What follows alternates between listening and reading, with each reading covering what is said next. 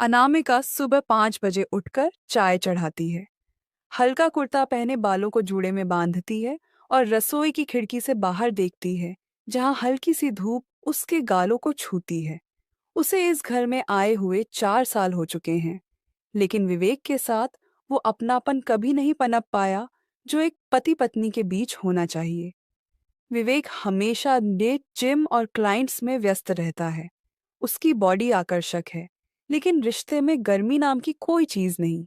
अनामिका के अंदर एक अधूरा एहसास रोज करवटें बदलता है, जो उसे कभी कभी आईने के सामने खड़ा करके ये सवाल पूछने पर मजबूर करता है कि क्या वो सिर्फ घर के कामों के लिए बनी है? क्या उसकी कोमल इच्छाओं का कोई अपना स्थान नहीं है? तभी पीछे से राहुल की आवाज आती है, भाभी चाय मिलेगी?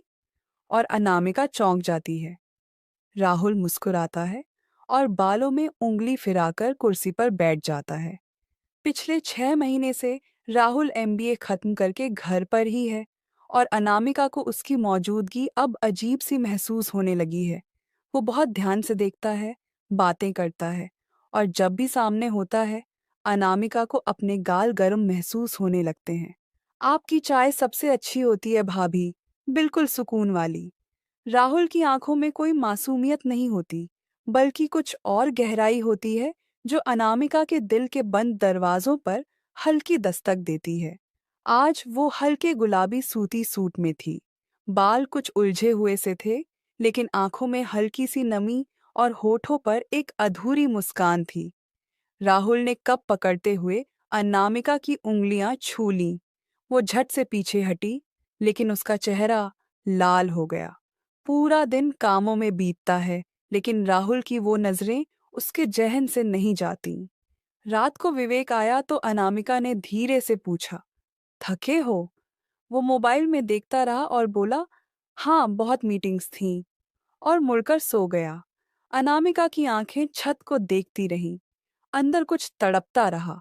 अगली सुबह राहुल ने कहा, भाभी अगर आपको बुरा न लगे तो कभी-कभी मेरे साथ छत पर योगा कर लिया करो, अच्छा लगता है। अनामिका ने अनायास ही हाँ कह दिया। तीसरी मंजिल की वो खुली छत और सुबह की ताज़ा हवा जैसे दोनों को और करीब ला रही थी। अनामिका का दुपट्टा उड़ता तो राहुल एकटक देखता। कभी-कभी वो अनामिका की मुद्रा ठीक कर देता। उसका हाथ कमर के पास जाकर रुकता और अनामिका की सांसें रुकने लगती। एक दिन योग करते हुए उसका हाथ अनामिका की पीठ पर रुका और उसकी उंगलियां थोड़ी देर तक वहीं रहीं।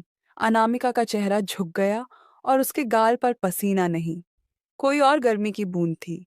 अगले दिन जब अनामिका ने राहुल के लिए आम की लस्सी बनाई तो उसने धीरे से कहा, आप जब मुस्कुराती हो तो लगता है जैसे घर में कोई इत्र फैल गया हो।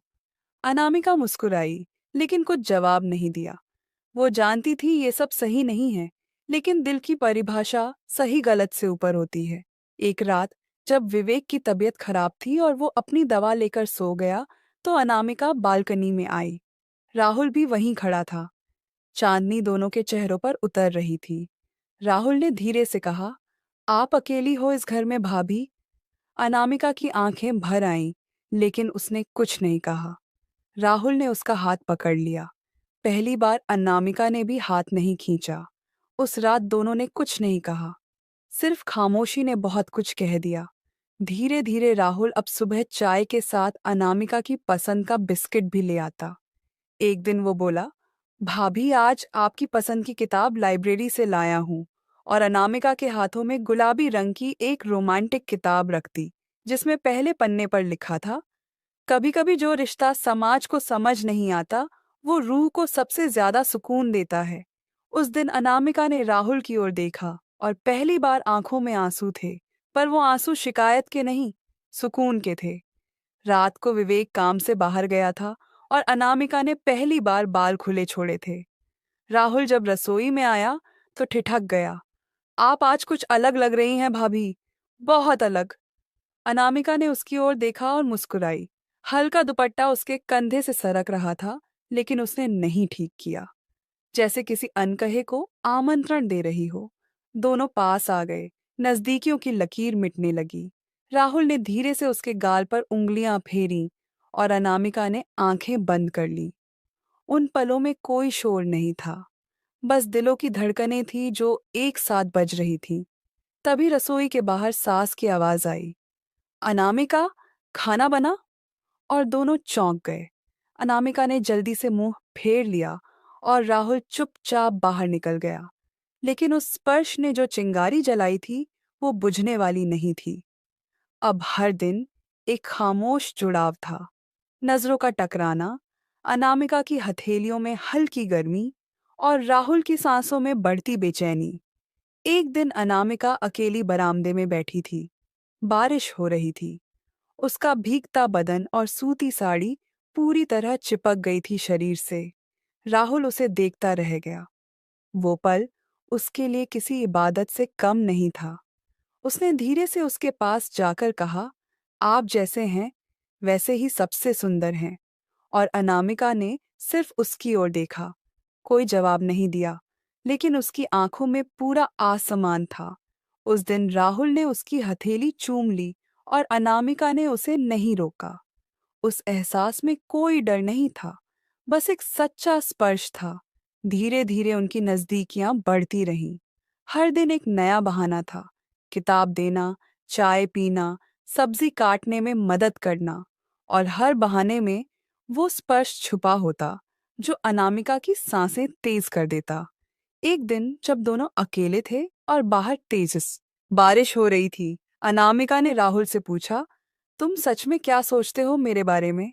राहुल ने उसकी ठुड्डी उठाई और कहा, आप मेरी सबसे प्यारी चाहत हो, जो हर दिन आंखों में उतरती है लेकिन होठों तक नहीं आ पाती।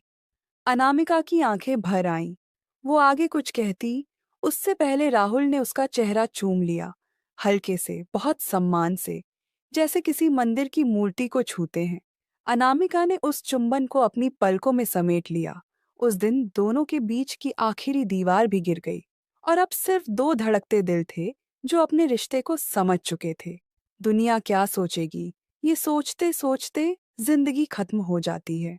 लेकिन वो रात दोनों ने एक दूसरे के करीब आकर सिर्फ इतना जाना कि कभी-कभी अधूरे रिश्तों में जो चाहत होती है, वो सबसे सच्ची होती है। उस रात के बाद जब राहुल ने अनामिका के माथे को चूमा था, दोनों की नजरों में एक अनकहा वादा था, जो शब्दों से नहीं सिर्फ एहसास से बना था।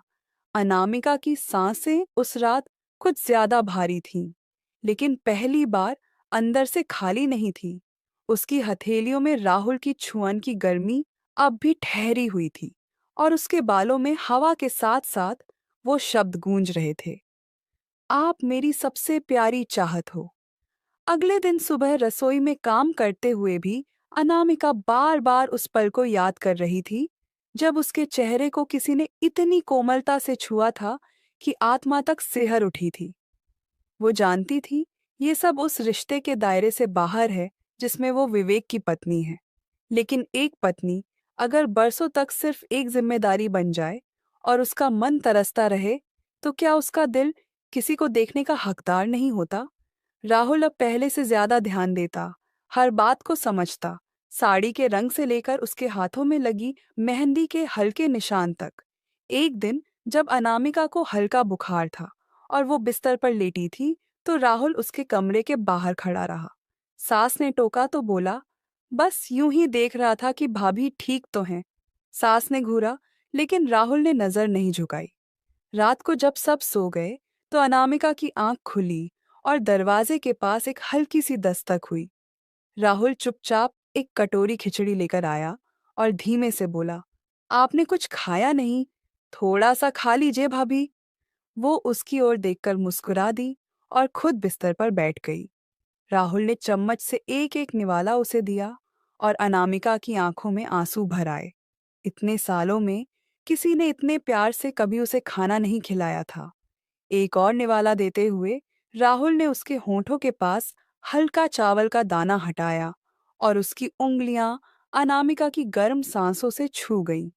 दोनों ने एक दूसरे की आंखों में देखा, बिना कुछ कहे, बिना कोई सीमा लांघे। उस रात पहली बार अनामिका ने राहुल का नाम लिया, राहुल। और राहुल कुछ नहीं बोला, बस धीरे से उसकी उंगलियां थाम लीं। अब हर दिन उनकी नजदीकियां गहराती रहीं, कभी रसोई में खड़े खड़े हल्दी लगे हाथों को पकड़ना, कभी आंगन में कपड़े सुखाते वक्त दुपट्टा ओढ़कर राहुल की ओर चला जाना, कभी लाइट चली जाने पर मोमबत्ती की रोशनी में दोनों का चेहरा एक दूसरे के और पास आ जाना, जैसे हर परिस्थिति, हर क्षण, हर हवा की सरसराहट उन्हें और करीब लाने के लिए बनी हो। विवेक अब भी वैसा ही था, अपने काम में व्यस्त, बिना देखे भी सब कह देने वाला। लेकिन अनामिका अब हर रात अकेले नहीं सोती थी। उसकी रूह अब किसी और की उंगलियों का इंतजार करती थी।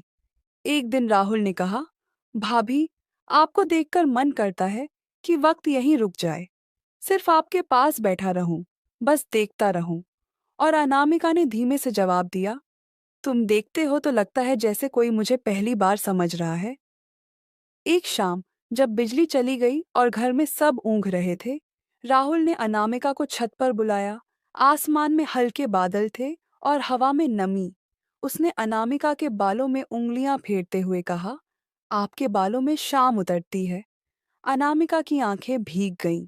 वो कुछ पल उसके सीने पर सिर रखकर खड़ी रही। उसके धड़कते सीने की आवाज जैसे उसके अंदर उतर रही थी। राहुल ने अपनी बाहों में उसे भर लिया, बिना जल्दबाजी, बिना कोई सीमा पार किए। बस एक सुकून भरी पकड़ जिसमें कोई औरत खुद को सुरक्षित और चाहा हुआ महसूस करती है। उस रात बारिश हुई और अनामिका खिड़की पर खड़ी थी। राहुल ने पीछे से आकर उसकी कमर को छुआ, धीरे धीरे, बेहद कोमलता से। अनामिका कांप गई, लेकिन पीछे नहीं हटी। उसने अपनी पीठ उसकी छाती से सटा दी। अब वो शब्द नहीं बोलते थे, अब उनकी चुप्पियां ही सब कुछ कह देती थीं। एक बार अनामिका ने कहा, राहुल, क्या ये सब ठीक है? राहुल ने जवाब दिया, मैं नहीं जानता सही गलत, बस इतना जानता हूं कि जब आप पास होती हैं तो लगता है मैं पूरा हूं। और अनामिका ने अपना सिर उसके कंधे पर रख दिया। एक दिन सास शहर से बाहर गई थी और विवेक काम के सिलसिले में 3 दिन के लिए दिल्ली गया। घर में बस राहुल और अनामिका थे। दोपहर की धूप में खामोशी थी, पर्दे हिल रहे थे और हवा में चंपा के फूलों की खुशबू फैली थी। अनामिका ने हल्की क्रीम रंग की साड़ी पहनी थी, कमर पर साड़ी थोड़ी ढीली थी और उसकी आंखों में वो मोहब्बत थी जो कहे बिना सब कुछ कहती है। राहुल उसे देखता रहा, जैसे कोई मंदिर में खड़ा होकर अपनी प्रार्थना को देखता है। वो पास आया, उसका हाथ थामा। अनामिका ने धीरे से उसकी उंगलियां चूम लीं और वो क्षण, उस दोपहर की नमी, उस साड़ी का स्पर्श, वो सांसें, सब कुछ ठहर गया। राहुल ने उसके गाल को चूमा, फिर उसकी पलकों को और अंत में उसके होठों को बेहद धीरे, जैसे कोई ख्वाब टूट न जाए। वो दिन उनकी आत्माओं का मिलन था, देह से ज्यादा रूह का। कोई जल्दबाजीदाज नहीं, कोई भूख नहीं, सिर्फ महसूस करना, सिर्फ जीना। उस शाम जब विवेक ने फोन किया और पूछा, कुछ चाहिए, तो अनामिका ने कहा, नहीं, सब कुछ है। और राहुल उसकी गोद में सिर रखकर उसकी हथेलियों में सांसें ले रहा था। अब अनामिका मुस्कुराती थी, अब वो जी रही थी। और हर बार जब वो राहुल की आंखों में देखती थी, उसे लगता था जैसे कोई उसकी अधूरी कविताओं को छू रहा हो, धीरे धीरे, सम्मान से, प्यार से। राहुल अब हर सुबह अनामिका की चाय पीकर मुस्कुराता था और अनामिका हर कप में स्नेह घोलती थी। वो दोनों अब शब्दों से नहीं, आंखों से बातें करते थे। कभी रसोई के तले में गिरे आटे को उठाते हुए जब दोनों के हाथ टकराते, तो अनामिका झेंप जाती और राहुल हल्की मुस्कान से उसके चेहरे की ओर देखता रहता, जैसे वही उसका दिन शुरू करने का तरीका बन गया हो। एक सुबह जब सास वापस आ गईं और घर का वातावरण दोबारा अनुशासनपूर्ण हो गया, तो अनामिका और राहुल के लिए समय चुराना कठिन हो गया। लेकिन जैसे सच्चा प्रेम छिपा तो जा सकता है, पर दबाया नहीं जा सकता, ठीक वैसे ही उनके बीच के पलों की नजदीकियां हर चुप्पी में उभर आती। एक दिन जब सब सो गए और अनामिका अकेली बरामदे में बैठी थी, तो राहुल धीरे से आया, उसके कंधे पर हाथ रखा और पास बैठ गया। अनामिका ने कहा, अगर कोई देख ले। राहुल ने हल्के से कहा, तो क्या? क्या कोई हमारे बीच की खामोशी पढ़ सकता है? फिर उसने उसके गालों को छुआ और अनामिका ने आंखें बंद कर लीं। उस छुअन में गर्मी थी, जादू था और सुरक्षा का एहसास भी। उस रात राहुल ने पहली बार अपने मन की बात कही। भाभी, आपसे मोहब्बत हो गई है, वो भी पूरी रूह वाली, जिसमें सिर्फ आपका नाम, आपकी सांसें, आपकी खुशबू बसी है। अनामिका की आंखें नम हो गईं। उसने कहा, तुम मुझे उस रंग में देख पाते हो जिसमें मैं खुद को कब से खो चुकी थी। राहुल ने उसके माथे पर अपना होंठ रखा और अनामिका की आत्मा तक सिहर गई। उस रात दोनों ने एक दूसरे की हथेलियों में अपनी इच्छाओं को समेटा। नंगे पांव बरामदे के ठंडे फर्श पर बैठे एक दूसरे को सिर्फ महसूस किया। अब वो हर उस समय को चुरा लेते जब कोई नजर न हो।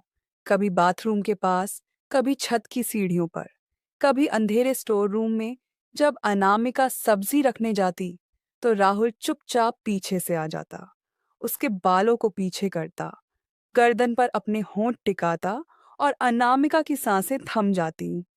एक बार उसने अनामिका को अलमारी के पास खड़ा करके उसकी पीठ से अपनी छाती चिपका दी। उसकी साड़ी सरकने लगी और राहुल ने उसकी कमर पर अपनी उंगलियों से लकीरें खींची। अनामिका ने अपने होंठ काट लिए ताकि कोई आवाज ना निकल जाए।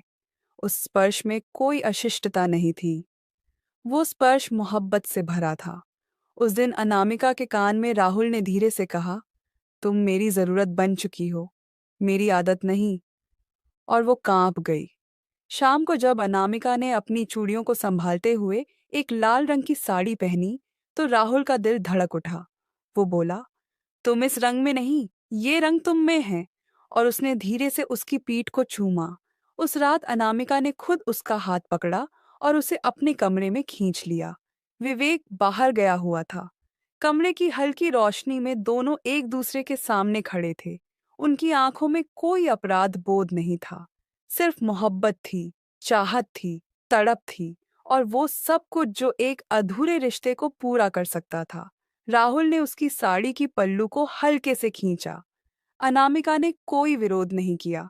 उसने अपनी आंखें मूंद लीं और उसकी सांसें तेज हो गईं। राहुल ने उसके कंधों पर हाथ रखा, फिर उसके गले की बाईं ओर अपने होंठ टिकाए। अनामिका की पीठ पीछे गई और उसकी उंगलियां राहुल की कमीज के कॉलर से खेलने लगीं। उस रात कोई शब्द नहीं थे, सिर्फ श्वासें थीं, धड़कनों की आवाजें थीं और उन दो दिलों की सिसकती तड़प जो एक दूसरे में समा जाना चाहती थी। धीरे धीरे राहुल ने उसके माथे को चूमा, उसकी आंखों को, उसकी नाक की नोक को और फिर उसके होंठों को इतने सम्मान से छुआ जैसे कोई पहला प्रेम गीत हो जो किसी ने किसी के लिए गाया हो। अनामिका अब कांपती हुई उसके सीने में सिमट गई। उसने कहा, मैं तेरे साथ हूं, हर पल, हर सांस।